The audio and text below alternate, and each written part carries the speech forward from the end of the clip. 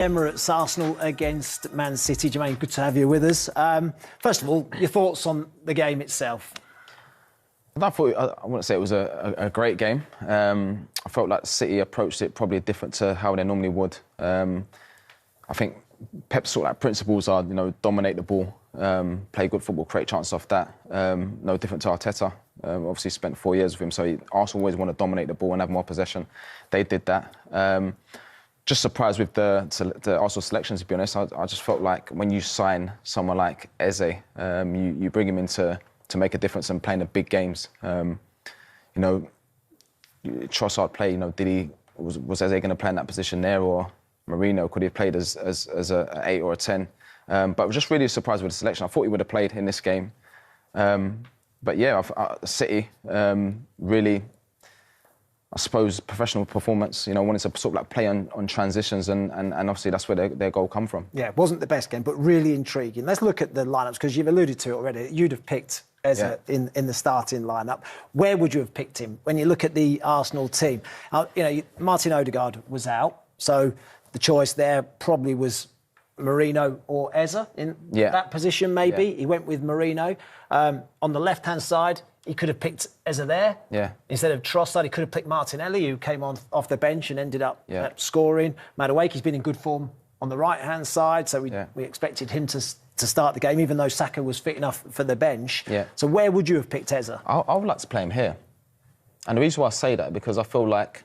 So would you have played it like this, or would you have potentially gone... Yeah, I would have played the Zubimendi and Rice and then played him in there? Yeah, just I think if you get Eze in these sort of like pockets where he's closer to the goal and more central, he's so good at, receiving under pressure. Technically, he's so good. I just feel like when he's out wide and he don't really go on the outside, he'll come inside and link play. But for how good he is, I would like to see him sort of like in between those lines. Do you feel Mikel Arteta's brave enough in these big games? He's coming for a bit of criticism, isn't he, for his selections and the way he approaches games against the big six? Yeah, I just feel like it's frustrating watching it because I think they've got one of the best squads in the league now. Mm-hmm. You look at the bench, but you just always want them to take the handbrake off and just play and just give these players, just freedom to go and express themselves. They're top players, especially being at home. I think they go into the game probably thinking more like, let's not lose this, instead of going into it with that confidence, believing Is there a lack of belief, do you think? I think so. That they can't go and beat one of the top sides? I think so. I just felt like it was almost like a waste of 45 minutes because the way they played in the second half was obviously a sign of what they can do. But I think they didn't approach it like, we can actually win this. Yeah. They won this fixture 5-1 last time, didn't they? If we could have a look at some of the City's defending then, because City's defending was... so surprising, wasn't it? It was really strange, wasn't it? Because Pep Guardiola's teams generally are a team that likes to have the ball, likes to play in the opposition half. But actually, they didn't do that at all, did they? No, and I just feel like sometimes you have to play like that. I think away from home, you have to sort of like make sure the distances are good. And you sort of like you pick your moments to go and press without sort of like just going gung-ho and pressing for the sake of pressing. I felt like they've done that, and to be honest, and we see the goal. That's where the goal comes from. Yeah, let's have a look at it then, and City's approach to the game. So early on, actually, watching the way they went about it, they did try and push up, didn't they? They did try and squeeze the pitch a little bit. I wouldn't say they pressed high particularly, but they did sort of play up in the opposition half in the first 10 minutes or so. But even then, even in the early part of the game, I'm watching this and I'm thinking Erling Haaland, centre forward, and even stop it now. Look at the work that he's done to get himself back into this position. He's in that left midfield position now. There was right from the off, a defensive thinking to Man City's play, wasn't there? Yeah, listen, you don't have to be a genius to have worked it out, to be honest. It was one of those ones where, we're going into this game, we might have long periods without the ball. You have to be professional, make sure our distances are right. And like you said, Haaland, when did we ever see him in this sort of like position? He worked.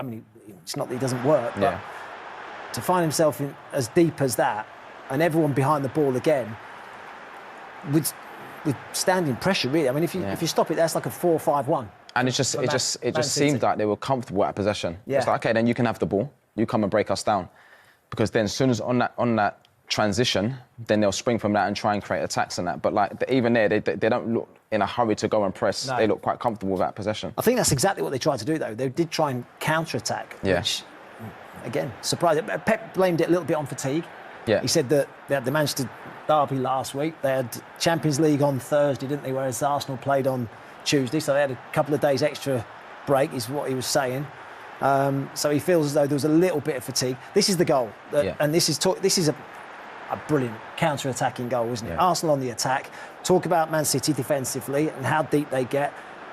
Erling Haaland, if I just stop it there, they score from this position. Yeah. I'm looking at Arsenal defensively. They've still got enough bodies in behind the ball to deal with it. Because even when you see this here and you think, even if it breaks down, shouldn't really be in any trouble, really. No. But yeah, the goal comes from this. I mean, this is superb centre-forward play. Yeah. You're number 9. Yeah.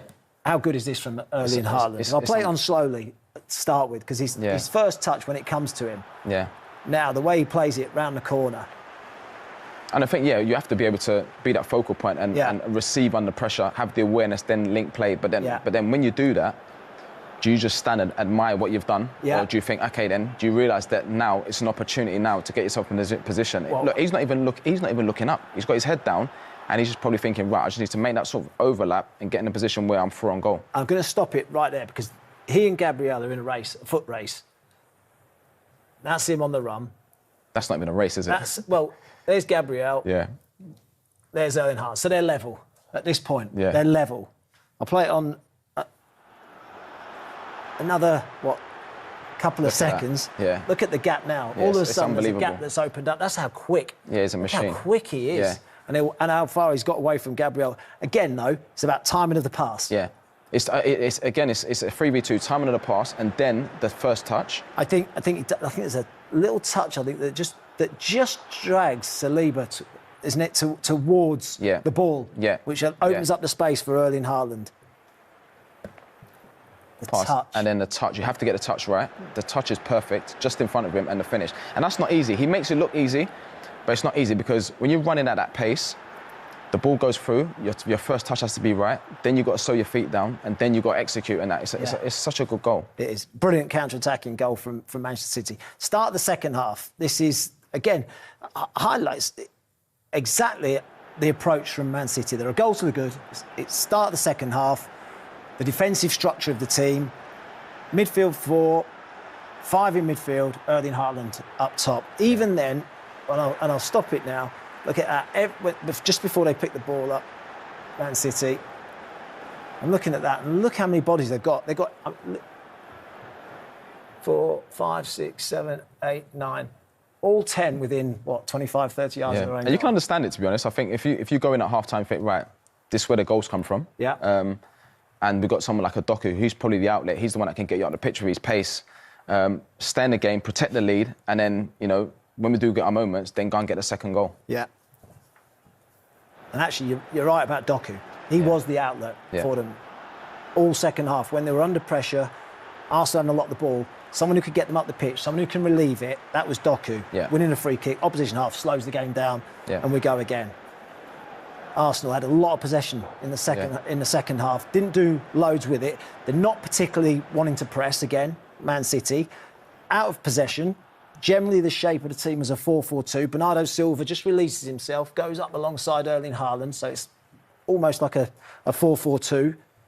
He does a little bit of chasing, Bernardo Silva. Then he drops himself back in again to make it a 5 in midfield. And there's a point here where I think every single City player, bar Erling Haaland, if I stop it there, every single City player is inside their own box other than Erling Haaland. Yeah.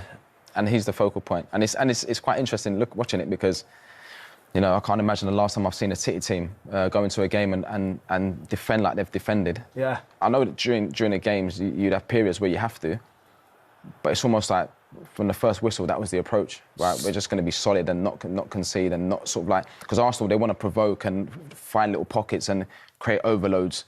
But their approach is completely different. It's funny, isn't it? Because Pep and Mourinho have been sort of the opposite of each other's coaching philosophy, haven't they? Yeah. And you'd never expect Pep to play a Mourinho way. This is very much a Mourinho way rather than a Pep Guardiola way. Yeah, it is. End up with a shot over the bar.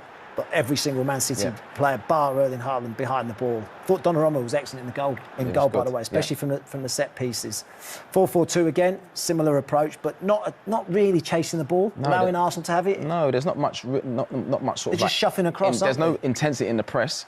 Sort of like just letting them have it and just making sure behind the ball that they're solid and there's sort of like no gaps, and trying to stop those, blocking those passing lanes for the Sakas and the Ezes to get on it.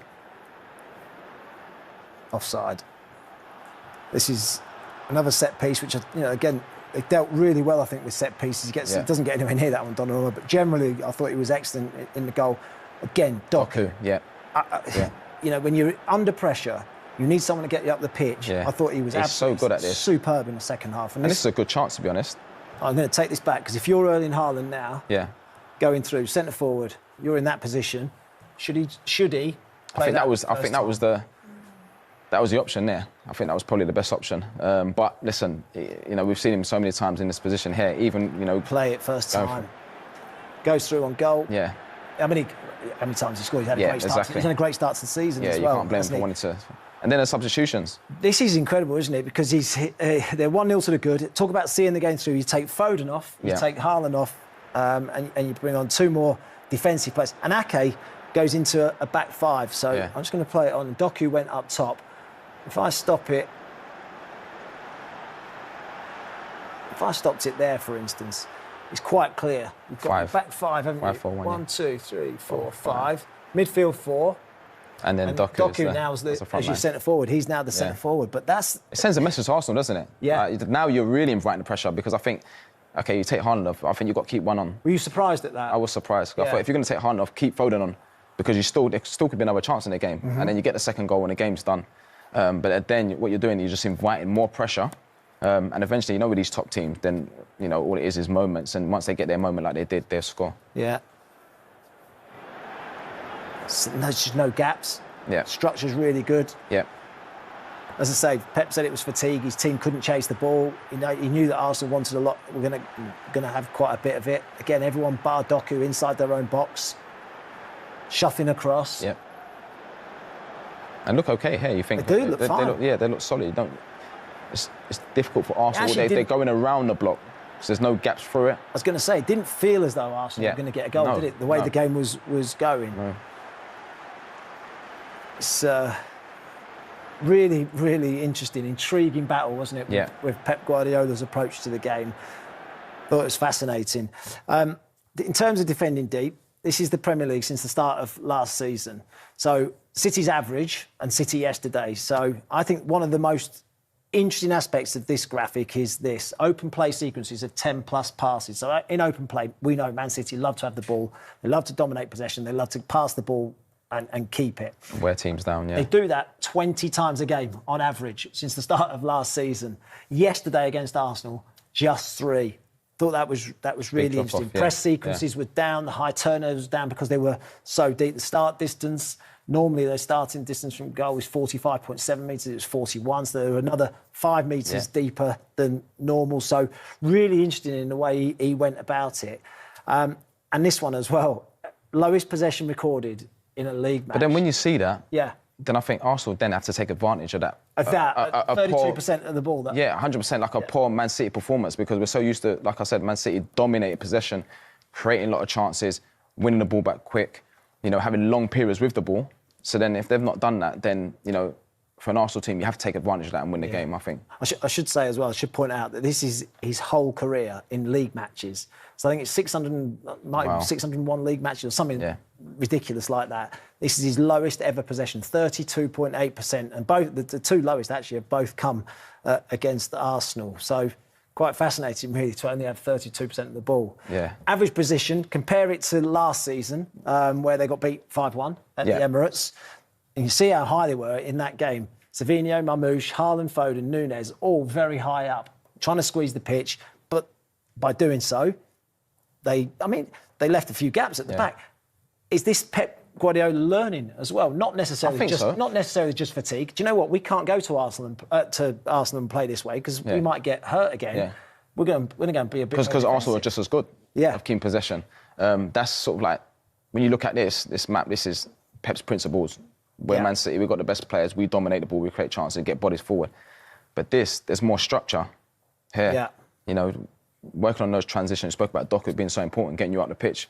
When you need that winning free kicks and that Haaland staying high, being a focal point, running in behind. And it did look like they was going to end up winning the game 1-0 in that. And then, like I said, you know, if you continue to do that against top teams and make substitutions, like it did, then you're going to give up chances. And then what about the goal then? Gabriel Martinelli coming onto the pitch late on. He was a super sub in the Champions League as well in midweek and made the difference coming on. I should say Eza had come on at half-time as well, playing in that central role. I think this is really interesting, actually. Just going to take this back a little bit because just keep an eye on Mikel Arteta down here, getting a bit of information from his coaching staff, telling Mikel Arteta to switch his wingers, which is, you know, I don't even know the reason why. Yeah, exactly. We'll move it on. So he's saying switch Martinelli to the right-hand side and bring Bukayo Saka to the left-hand side. And you'll see Martinelli's good going staff, isn't it? And Mikel Arteta, that's why first-team staff, look, that's why they get paid, the big money. Saka comes to the left, Martinelli goes to the right, which was an interesting call. And then the goal itself comes from a period of play from Arsenal where Man City have got everyone back again, everyone behind the ball, but for one of the few occasions actually in the whole out of position. And sometimes it's going to sound crazy, but sometimes almost like you want to give the ball away. Yeah. Just so that you get them out of position because you know it's so difficult to play against a block. To allow them to do this. Yes, exactly. Now. But even here, when City lose the ball, I'm going to stop it because even there, you're looking at that and you go, do you know what? You've still got. Yeah. Look at that. Yeah. Still got 7 players behind the ball. Watch Pep's reaction here as well. Keep an eye on Pep. There's no panic there, is there? As I play this on. Not at the moment, but he gets frustrated with the decision making. He's saying, get back now, get back into your shape. Into your structure, I'm going to take this back because if Eza on the ball now. This is where you want him on the ball. No pressure on the ball. What you say into your back 4. So if there's no pressure, back 5 it was at the time, wasn't it? So, I mean it's basic messages that you would teach kids from under 8, under 9s and under 10s. If there's no pressure on the ball, you have to drop. So got to go this way, haven't they? Got to come. And also your shoulders have to be open and ready to run. Your goalkeeper's position is important.